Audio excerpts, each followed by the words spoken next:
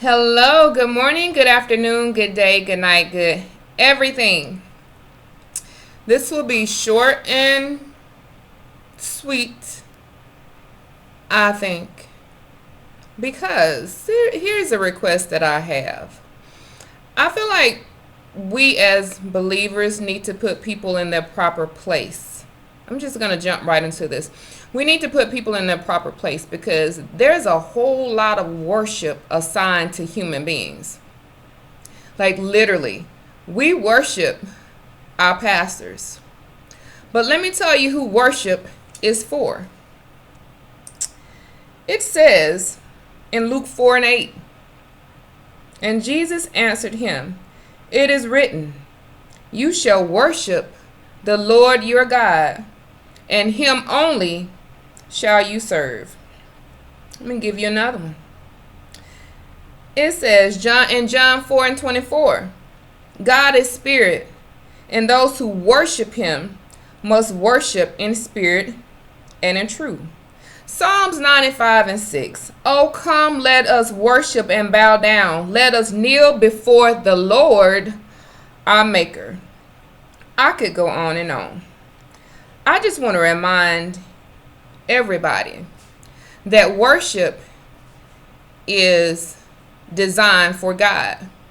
We can praise each other. We can give each other kudos. We can appreciate each other. We need to do all of those things. We need to respect each other. And if somebody's done a good job, hey, by all means, say you did a great job. I really enjoyed the message. I thank God for using you to deliver that message. But under no circumstances do we need to confuse the true and living God with those who come to represent him.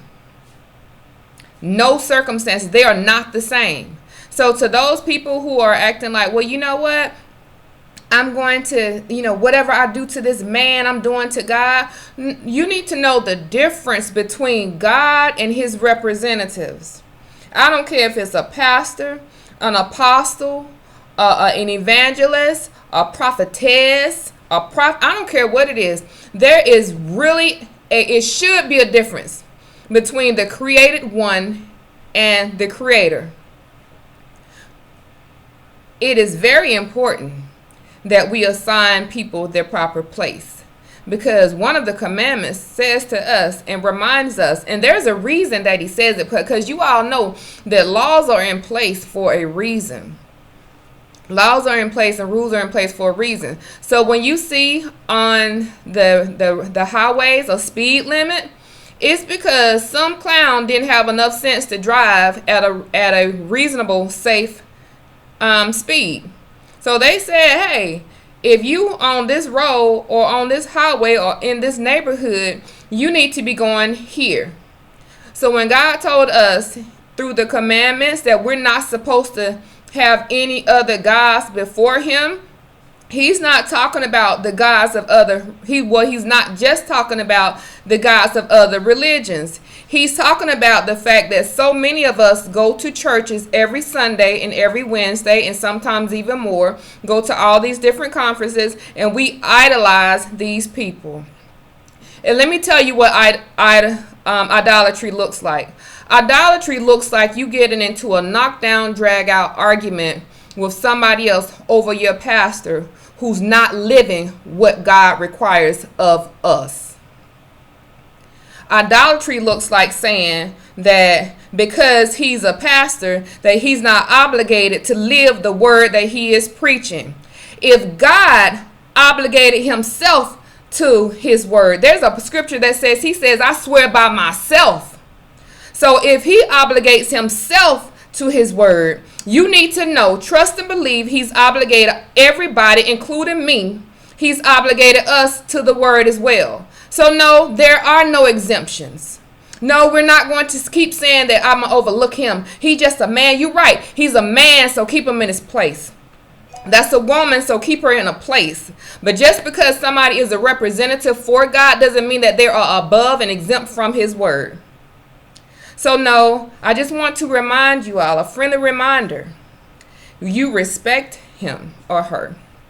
You give honor. Honor them for their positions. No, not for their positions, but for who who they are.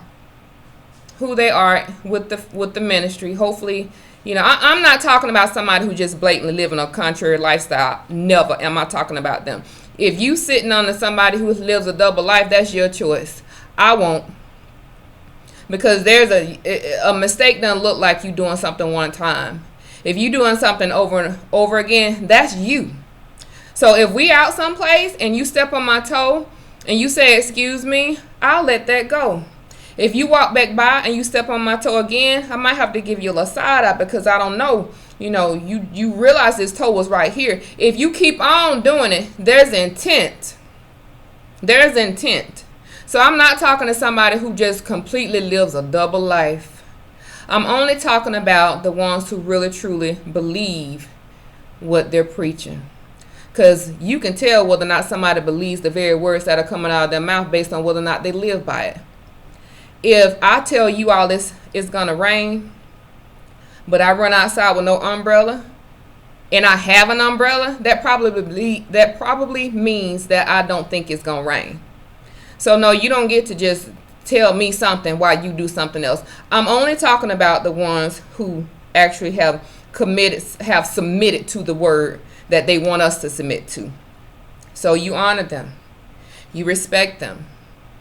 You keep them in their rightful place, because there needs to be no confusion whatsoever. There's not a title that exists that can replace the true and living God. When God put his servants in place, he did not put us in place to take his place. He did not put us in place to take his place. He can handle all of this by himself. To work for him or to serve for him or to represent him is an honor. That's all it is. It's an honor because we're supposed to be pointing everybody back to him. So that's why I tell people, call me by my first name. Don't call me by any titles. I don't like that, because I feel like, people say, "Ooh, prophet is this." I don't have a word for you. The word is getting your word and seek God for yourself, because he doesn't just speak to the titles. He speaks to you. He's going to talk to you about yourself before he talks to anybody else. The reason why you can't hear is because you won't go to him to be able to hear. Because see, this is in this country, which is what I know, people want their God to have a face. But I need you all to know that your God does not have a face. God does not have a face. He's not wrapped in skin. So we need to know that there's a big difference.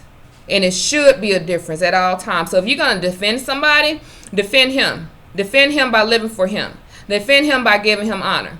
Show him some respect by calling out to him in the middle of the night and stop dialing your pastor's number. Why are you calling somebody, a human being, at 3 o'clock in the morning? I'm not telling you, okay, if you in a real situation and you need some help, if you on the edge, by all means. But that should not be your habit.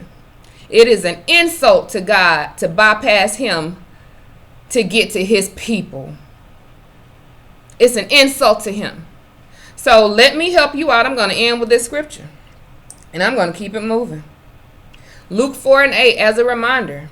And Jesus answered him, "It is written, you shall worship the Lord your God, and him only shall you serve."